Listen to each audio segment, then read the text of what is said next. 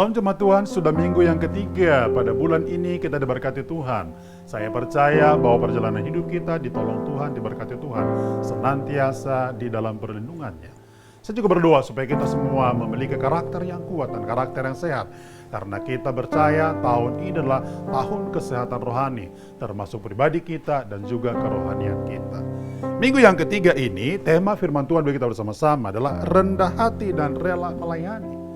Rendah hati dan rela melayani. Markus pasal yang pertama ayat 4 sampai dengan ayat yang ke-6 dikatakan demikian. Demikianlah Yohanes Pembaptis tampil di padang gurun dan menyerukan, bertobatlah dan berilah dirimu dibaptis dan Allah akan mengampuni dosamu. Lalu datanglah kepadanya orang-orang dari seluruh Yudea dan semua penduduk Yerusalem sambil mengaku dosa mereka dibaptis di Sungai Yordan. Yohanes memakai jubah bulu unta dan ikat pinggang kulit dan makanannya belalang dan madu hutan. Yohanes Pembaptis adalah salah satu contoh orang yang memiliki kerelaan hati untuk melayani dan juga rendah hati.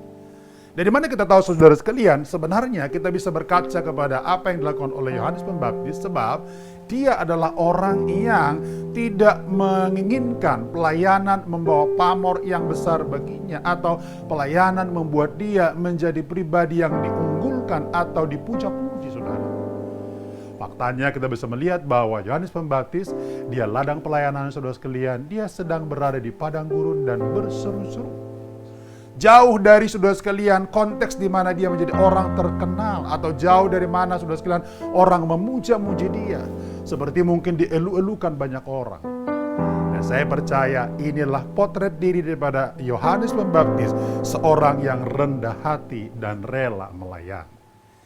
Orang yang rendah hati dan rela melayani saudara sekalian memiliki 3 ciri. Yang pertama, memiliki hidup yang berfokus pada Tuhan.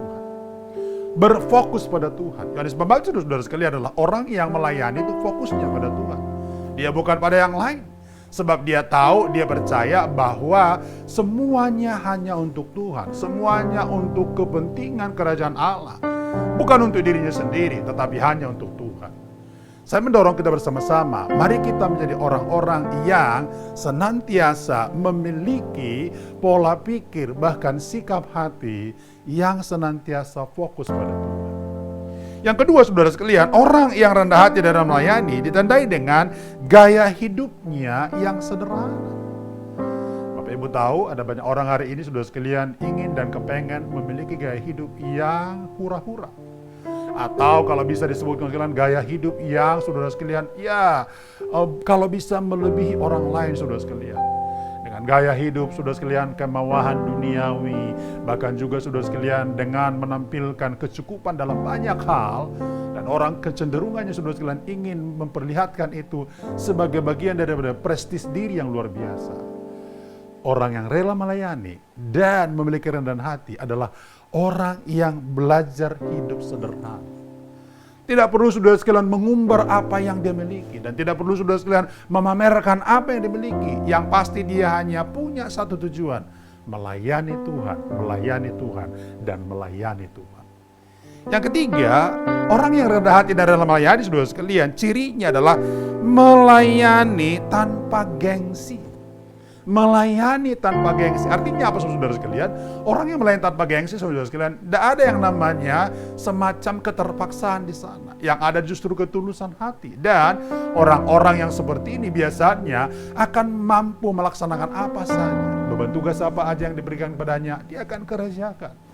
Entah saudara sekalian itu sesuatu yang dipandang rendah ataupun saudara sekalian tidak, dia dengan sukacita dan dia dengan gembira melakukannya.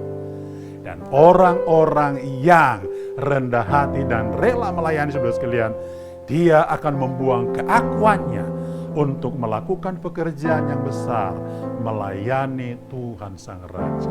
Saya sangat berdoa, semua kita jemaat Tuhan, saudara saya, semua pelayan Tuhan adalah orang-orang yang memiliki kerendahan hati dan rela melayani.